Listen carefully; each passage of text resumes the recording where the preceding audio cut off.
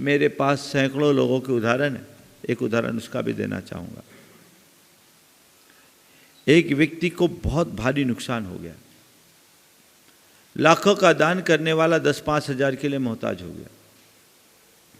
तत्वज्ञ था, वो बिल्कुल विचलित नहीं हुआ। उसने क्या किया, अपने नगर में 7 जिन मंदिर थे, प्रतिदिन 7 मंदिरों के दर्शन का संकल्प लिया, ये पुण्य संकल्प, और बदल बदल कर एक एक मंदिर का में पूजन करना शुरू कर दिया।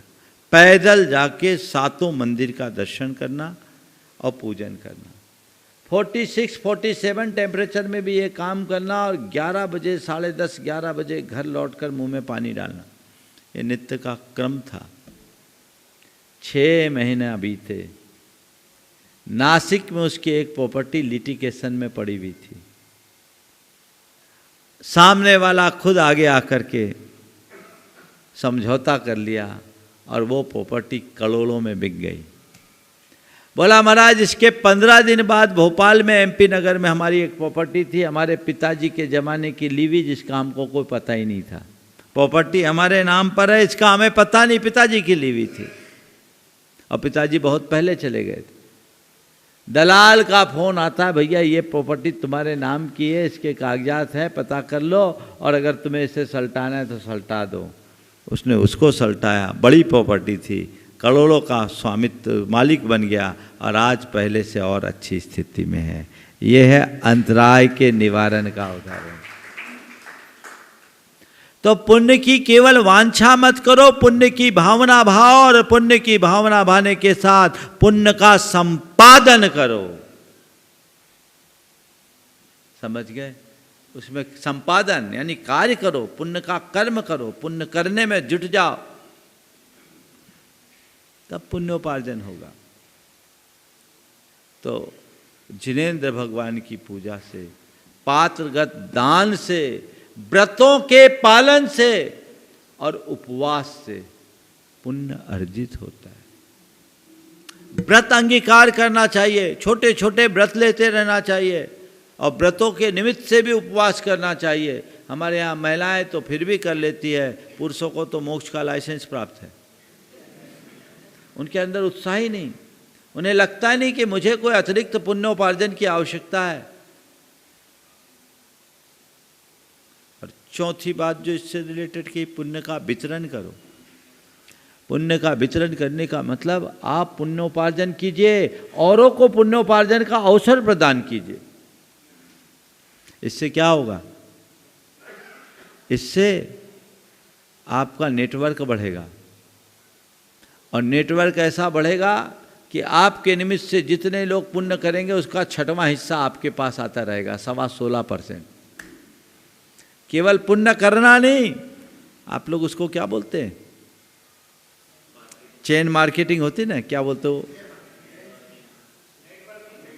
नहीं, एक अच्छा शब्द है, एक के बाद एक, एक के बाद एक, एक के बाद ऊपर से नीचे आता है, चेन सिस्टम। कोई और अच्छा वर्ड है, मेरे दिमाग में नहीं आ रहा है। तो वो जो चीज़ें हैं ना, एक बार खोल दो तो नीचे नीचे नीचे नीचे। आचार्य महाराज कहते थे मुझे तो अब कुछ करना ही नहीं पड़ता, इतनी बड़ी दुकान खुल गई। हाँ, क्या बोलते उसको? नेटवर्क मार्केट नहीं है, एक और अच्छा वर्ड है दिमाग वो। हाँ, अब चलो याद आएगा तो बताएंगे। एक छिंदवाड़ा में एक बहुत बड़ी कंपनी, भीलवाड़ा में एक कंपनी, वो इसका काम करते हैं, अपने जैनी भाई है। हाँ, तो एक का नीचे कर दिया, नीचे वाला ऊपर को देगा, नीचे वाला ऊपर को देगा, वो चलता रहेगा, एकदम जड़ें फैलती रहेगी, है ना। तो तुम इंडिविजुअल जो पुण्य करते हो करो। अब औरों को पुण्य के अर्जन के लिए अवसर दो। आपने एक मंदिर बनाया, जिस समय मंदिर बनाया उस समय आपने पुण्य किया। चौधरी जी, ओ सामने से हटो भाई। मंदिर बनाया आपने पुण्य किया, यह आपका व्यक्तिगत पुण्य था। अब इस मंदिर में जितने लोग इस मंदिर में सहभागी बने, उन लोगों ने व्यक्तिगत पुण्य किया। पूरी कॉलोनी के प्रमुख लोगों ने मिलकर मंदिर बनाया, आपने मंदिर बना दिया। बहुत से ऐसे लोग होंगे जिनने मंदिर बनाया था, वो आज नहीं है इस दुनिया में, वो चले गए। लेकिन उनका ये पुण्य अब तब तक चलता रहेगा जब तक ये मंदिर है और लोग यहाँ आकर के पूजा अर्चा करते रहेंगे। जितने लोग मंदिर में आके पुण्योपार्जन कर रहे हैं, उनके पुण्य का 6वां हिस्सा यानी 16.25% किसके यहाँ खाते में जाएगा? जिसके निमित्त से ये पुण्य आया है। इसलिए इसको बोलते हैं पुण्य का वितरण। समझ रहे हैं गणित? समझ रहे हैं गणित? तो ऐसा भी काम करो, एक बार लगा दो। जब कभी ऐसा मौका आए कि ऐसे कोई स्थायी कार्य हो जिसमें पुण्य से पुण्य, पुण्य से पुण्य, पुण्य से पुण्य की वृद्धि होते रहे, कभी मत चूकना। सबसे आगे बढ़ करके काम करना। हाँ, 5 सबसे आगे बढ़ करके काम करते जाना, तो जीवन धन्य होगा। ऐसा पुरुषार्थ करना चाहिए, इनमें पहले उल्लसित होना चाहिए। देखो, चामुंडराय ने एक बाहुबली भगवान की स्थापना कर दी, 1000 साल से ज्यादा हो गया है ना। कितने लोग वहां जाते, खड़े होते ही भाव विशुद्धि होती, कितने को सम्यक दर्शन की प्राप्ति हुई, कितनों का भाव सुधरा होगा। इसका पुण्य किसके खाते में जाएगा? कभी कल्पना किया आपने? कितनी बड़ी दुकान खोल के गए वो।